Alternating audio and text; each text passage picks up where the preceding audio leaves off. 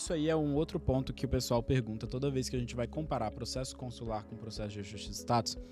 Muita gente pergunta quais são as diferenças, quais são as minhas chances, se um tem chance maior do que outro, se um é mais fácil do que outro. Pessoal, vamos lá. 2 considerações que eu tenho para fazer. Com relação ao EB2NW, as chances são idênticas. Com relação ao julgamento do EB2NW, as chances são idênticas. Por quê? Porque provavelmente vai ser o mesmo oficial que julgaria o seu processo caso fosse consular, vai ser o mesmo que vai julgar quando você protocola via ajuste de status. Como que funciona isso? Quando você faz um pedido, aplica, peticiona um EB2NW, sempre esse pedido vai ser julgado pela USCIS, United States Citizenship and Immigration Services. Eles vão analisar e julgar o seu pedido. Sempre. É essa agência que faz. Pode ser o centro do Texas ou pode ser o centro de Nebraska, que são os 2 centros que fazem o julgamento desse tipo de aplicação. Agora, quando você vai fazer o pedido do Green Card, aí sim isso vai mudar. O que é isso? Então, primeiro você aprova o seu pedido de EB2NW. Primeiro passo. Aprovei o meu I-140, aprovei o EB2NW. Depois, você vai para a segunda etapa do processo, que é a conquista do Green Card em si. Então, você tem primeiro uma etapa de analisar os critérios do EB2NW. A elegibilidade em si. Exato, que é graduação avançada, habilidades excepcionais, você trabalhar no interesse nacional, estar bem posicionado para trabalhar no interesse nacional e, por fim, né, não afetar negativamente o mercado de trabalho. Então, esses são os critérios que eles vão analisar. E depois, caso você seja aprovado no EB2NW, aí eles vão começar o processo de te dar a residência permanente em si. Que aí eles deixam de lado esses critérios de habilidades e eles passam a fazer um background check. Então, essa etapa, ela vira um teste de se você cumpre todos os critérios de admissão aos Estados Unidos. Quais são eles?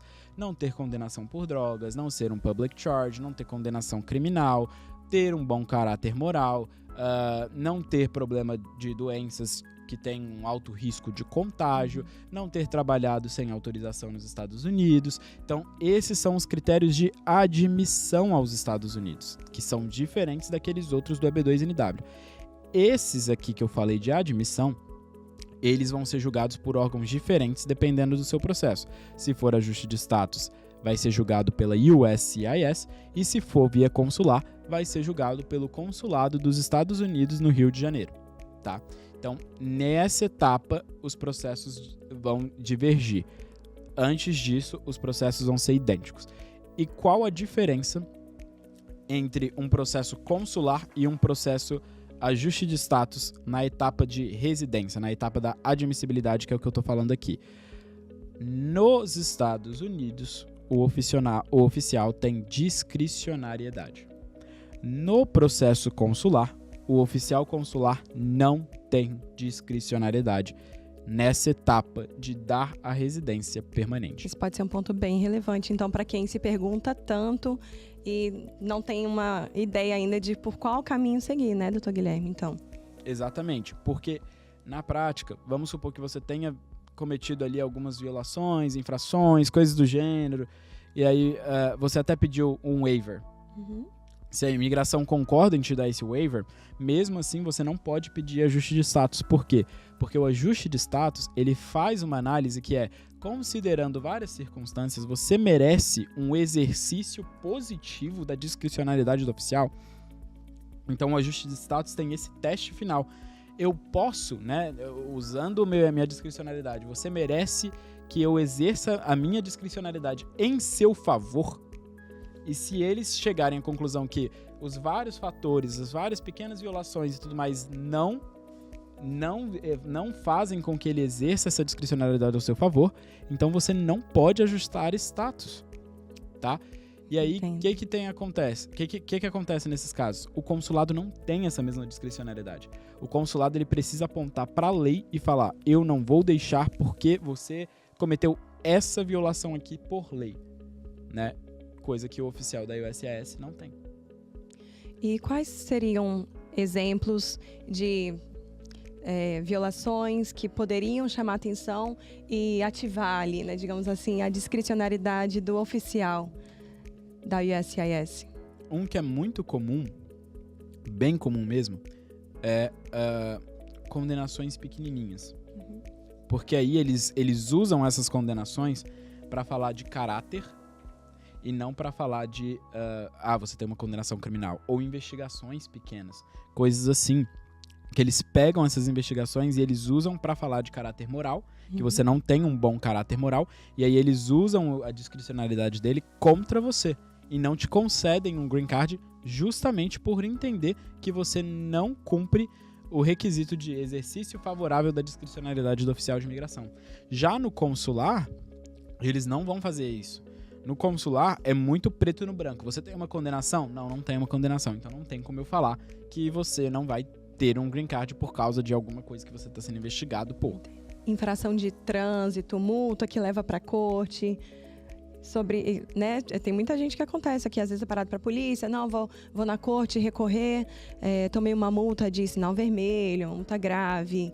Esses fatores também levantam a bandeira, eles vão olhar, eles puxam esse tipo de record para analisar e, de repente, não, esse aqui não, é um perigo nas ruas, gente, vamos repensar se essa pessoa tem que entrar aqui ou não. Exato. O que acontece? Aqui tem até uma tabela, gente, no Manual de Políticas da USCIS, que eu abri aqui, porque fala bastante sobre o que eles vão usar, o que eles vão utilizar na hora de analisar se você merece o exercício da discricionariedade em seu favor. E aí, por exemplo, tem aqui, se você tem algum problema com status imigratório, histórico imigratório, eles podem olhar, por exemplo, para isso e falar, não vou te dar um ajuste de status, porque você tem uma ordem de deportação que não foi executada, ou seja, o que acontece? Pela lei, quando você é deportado, você gera um ban. Mas antes de você ser deportado, você não gera um ban pela lei. Sim, entendi. Então eles olham e falam, olha, você tem uma ordem de deportação que não foi executada, ou seja, você não foi deportado, mas tem uma ordem, e aí por isso eu vou usar a minha discricionalidade para negar um ajuste de status para você. Isso pode ser utilizado pelo oficial de imigração. Em que casos? Em um caso, por exemplo, de immediate relative. Então você casou com um cidadão americano, olha só, você casou com um cidadão americano, o que a lei diz? Se você casou com um cidadão americano, o período que você ficou fora de status no país não vai ser um impeditivo para você ter o seu pedido aprovado. Você casou com um cidadão americano, mas você já estava em processo de deportação. E aí você teve uma ordem de deportação emitida contra você. O mesmo vale para ter trabalhado aqui também, Você pode ter tudo aprovado, tudo bonitinho, mas aí o oficial olha para essa ordem de deportação que não foi executada e fala assim, olha, eu não vou te dar o ajuste de status porque você tem essa ordem. Mesmo que você tenha feito casamento, mesmo que o casamento gere um perdão automático, entre aspas, do período que você ficou ilegal nos Estados Unidos, mesmo todos esses aspectos sendo uma realidade. Então, eles olham para isso e eles entendem que por isso eu não vou te dar, eu não vou te favorecer. Outro que é padrão, eles chegarem a uma conclusão de que você trabalhou, mas não existe nenhuma determinação de que você de fato trabalhou. Mas eles chegaram à conclusão pelo que eles analisaram das evidências, entendeu? Não existe uma determinação. O que eu quero dizer como determinação? Vamos supor, a Carol tá aqui como estudante e ela trabalhou como estudante. Se a imigração pega esse trabalho, aí emite uma notificação, uma ordem, falando assim, olha, Carol, você violou o seu status no dia tal, porque você foi pega trabalhando e a partir desse dia você está fora de status. Isso é uma ordem, isso é diferente, você gerou uma ordem, a imigração reconheceu que a Carol violou o status dela. Lá na imigração, quando você está numa entrevista de ajuste de status, o oficial pode pegar e falar assim, olha, que estranho isso daqui, não tem nada, você nunca teve uma ordem, nunca teve nada, mas que estranho isso daqui, você recebeu dinheiro de uma empresa, eu acho que você trabalhou e por isso eu não vou te dar o seu green card. Isso é o exercício da discricionariedade do oficial em te dar ou não um ajuste de status. Ou seja, né? O que o consular não pode fazer, o consular não pode pegar e falar, eu acho que você trabalhou. Não, o consular teria que pegar e falar, Carol, você tem uma ordem, você trabalhou nesse dia aqui, tá aqui o oficial fulano de tal reconheceu que você trabalhou. Por isso, eu vou aplicar a lei e vou dizer que você trabalhou. Ele não pode chegar nessa conclusão sozinho.